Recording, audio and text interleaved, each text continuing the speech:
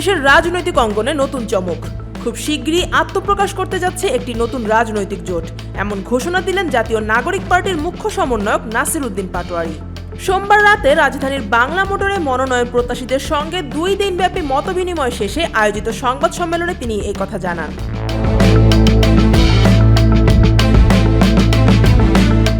তিনি জানান, ধর্মীয় ফ্যাসিবাদ ও চাঁদাবাজির বিরুদ্ধে অবস্থান নেওয়া এই নতুন জোট 300 আসনে প্রার্থী দেবে। কয়েকদিনের মধ্যে বিএনপি জামায়াতের বাইরে গঠন হওয়া এই নতুন জোট দেশের সামনে দৃশ্যমান হবে, যারা জুলাই গণঅভ্যুত্থানের লক্ষ্য বাস্তবায়নে কাজ করবে।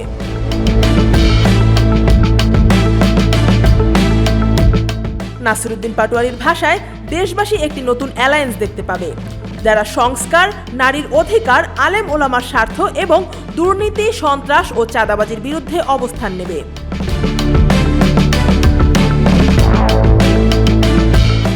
সংবাদ সম্মেলনে দলটির দক্ষিণাঞ্চলের মুখ্য সংগঠক হাসনাত আব্দুল্লাহ অভিযোগ করেন, জাতীয় পার্টিকে ব্যবহার করে ভারত ও আওয়ামী লীগ নির্বাচন ব্যাহত করার চেষ্টা করছে। তার দাবি, এসব শক্তি জাতীয় পার্টির মাধ্যমে নির্বাচন বানচাল ও দেশকে অস্থিতিশীল করার পরিকল্পনা করছে।